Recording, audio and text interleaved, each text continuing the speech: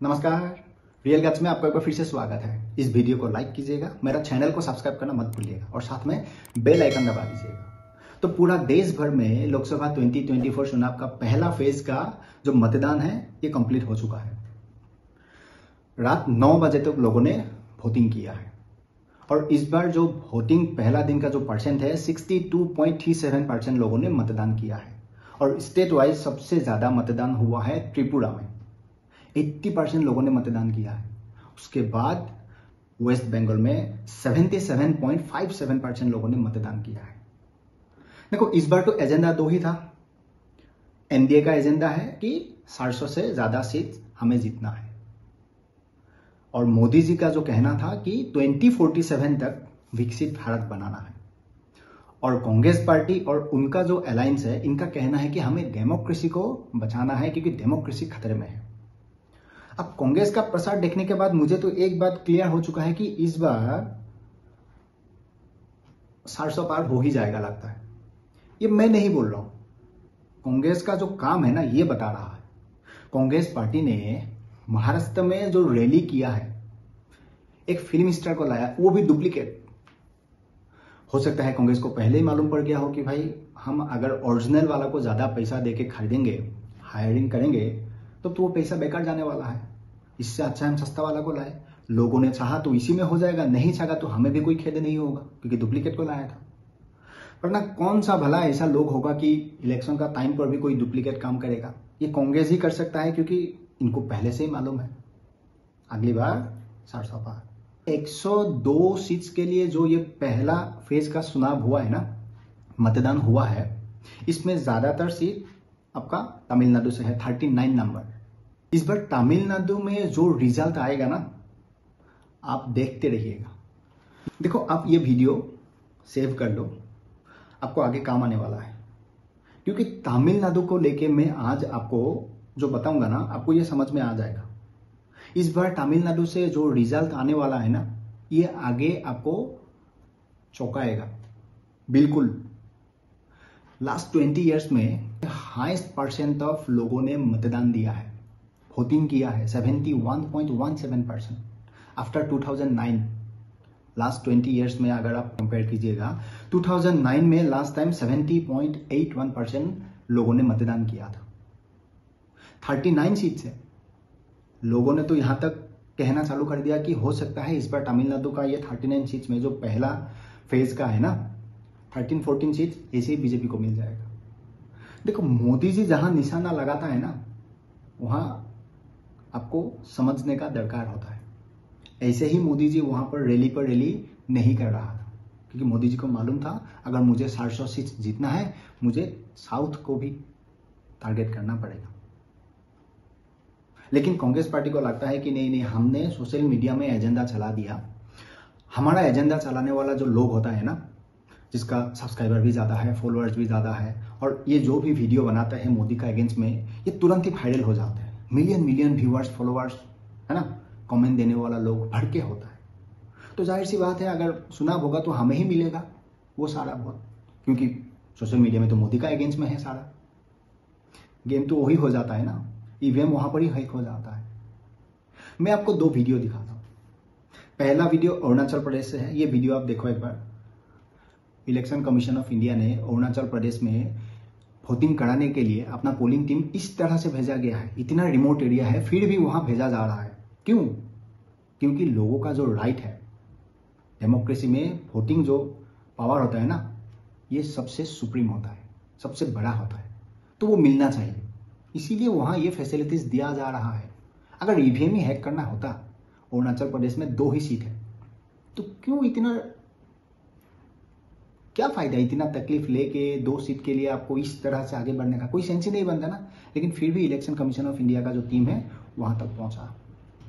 और इधर आप ये तमिलनाडु का वीडियो देखो। ये तमिलनाडु का वीडियो है। इस तरह से गांव तक इलेक्शन कमीशन ऑफ इंडिया ने ईवीएम मशीन को पहुंचाया है। लोगों का जो राइट है ये दिया जा रहा है कि आप मतदान करो। इसको करो नहीं करो आपका मैटर है, लेकिन आप मतदान करो, जो आपका अधिकार है। यहाँ ईवीएम हैक नहीं होता है।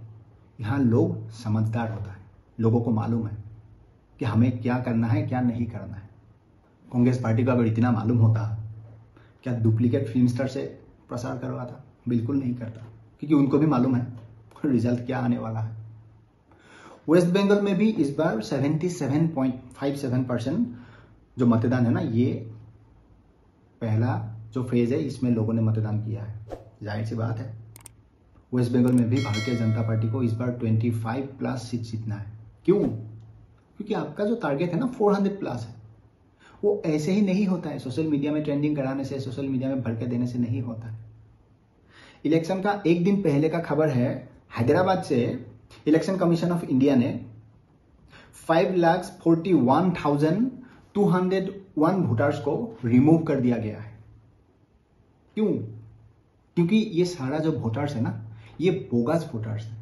ये जो बोगस वोटर्स होता है ना, इसमें आपका कोई मरे हुए लोग होता है, कोई लोग वहां से शिफ्ट हो जाता है, फिर भी वहां कोई दूसरा आदमी वहां पर वोट दिया जा रहा है, किसी का डुप्लीकेट वोटर आईडी कार्ड बना के वहां पर दिया जा रहा है, जिसमें से आपका जो वोटर्स का जो नंबर है ना, ऐसा है 47,141 वोटर्स जो है ना, इसका ऑलरेडी पहले मर चुका है, लेकिन आज भी लोग वहां पर मतदान कर रहा है उसका नाम पर।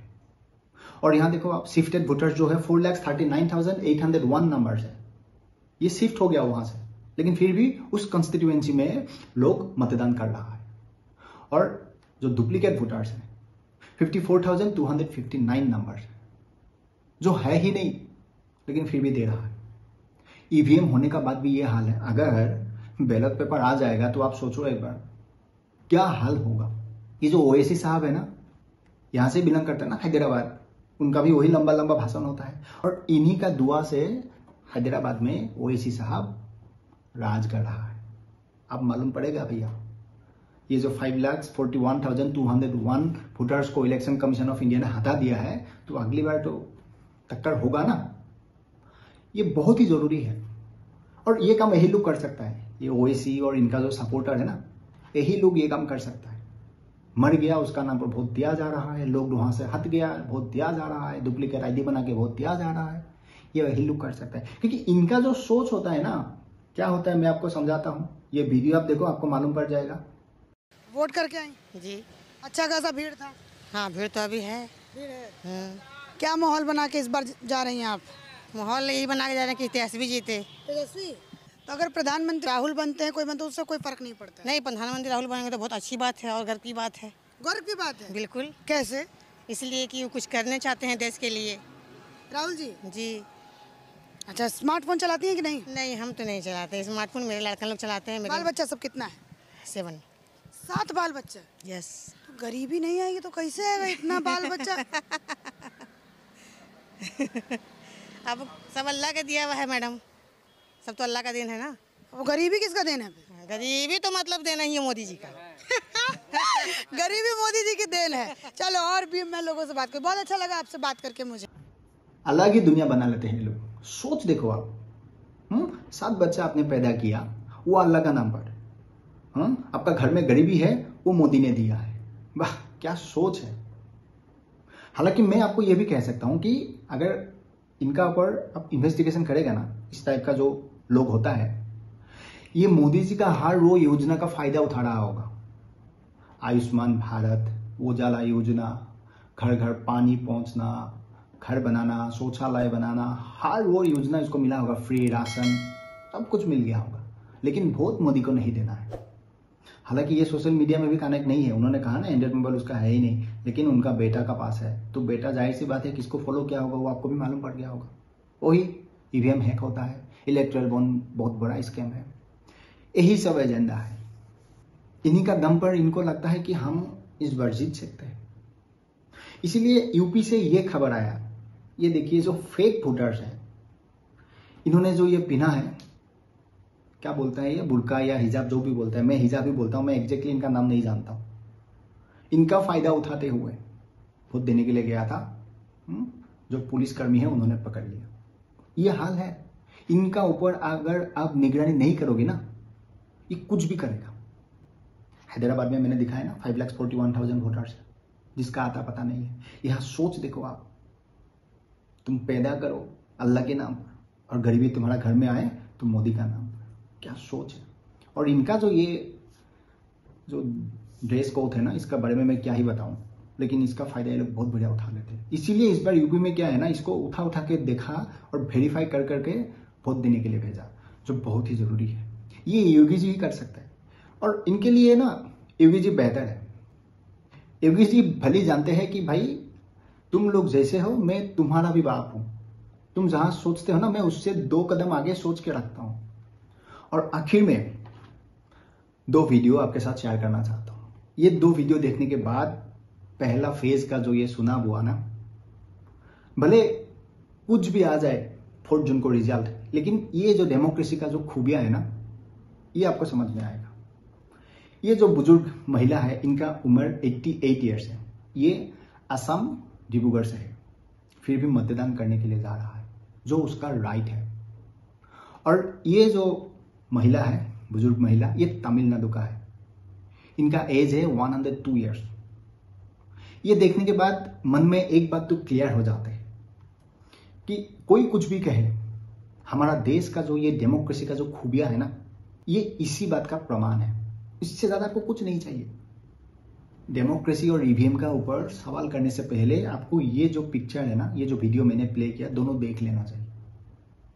और ये हर किसी का सोच होना चाहिए कि भाई वोट जो है मेरा राइट है, मुझे देना ही है। हालांकि मुस्लिम धर्म का जो लोग होता है ना, ये इसमें बहुत तेज होता है, ये कभी इससे पीछे नहीं हटते। जहां पर भी होता है वोट के लिए वो वहां से जैसे भी करके अपना घर, अपना कॉन्स्टिट्यूएंसी पहुंच जाते हैं। लेकिन हमारा थोड़ा सा अलग हो जाता है। आगे नहीं करना है, अगर आपने अभी तक वोट नहीं दिया है, आपका कॉन्स्टिट्यूएंसी में नहीं हुआ है, अगर आप सोच रहे हैं कि यार चलो यार कोई दूसरा दे देगा, मुझे उस दिन रेस्ट लेना है, बिल्कुल रेस्ट लो आप, लेकिन वोट जरूर देना चाहिए, आपका अधिकार है। अगर नहीं दोगे ना, जिसका परिणाम आज अगर आपको समझ में नहीं आएगा, लेकिन आगे भली भांति आ जाएगा। इसीलिए हर किसी को जो अधिकार है, वोटिंग राइट है, वो देना चाहिए। इसीलिए देश का प्राइम मिनिस्टर ने शाम तक एक ट्वीट भी किया।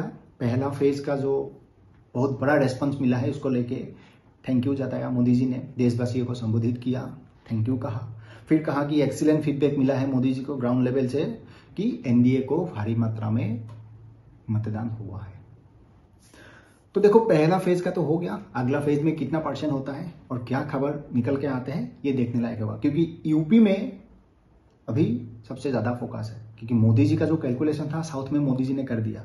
अब फोकस यूपी में होगा, क्योंकि यूपी में 5 सीट्स में ही हुआ है, नहीं 8 सीट्स में हुआ होगा। यूपी में आपका 8 सीट्स में हुआ है, जी हाँ, और 72 सीट्स है। इसका ऊपर फोकस हर किसी का है। लेकिन समीकरण जो है ना, वो पहले से बैठा हुआ है।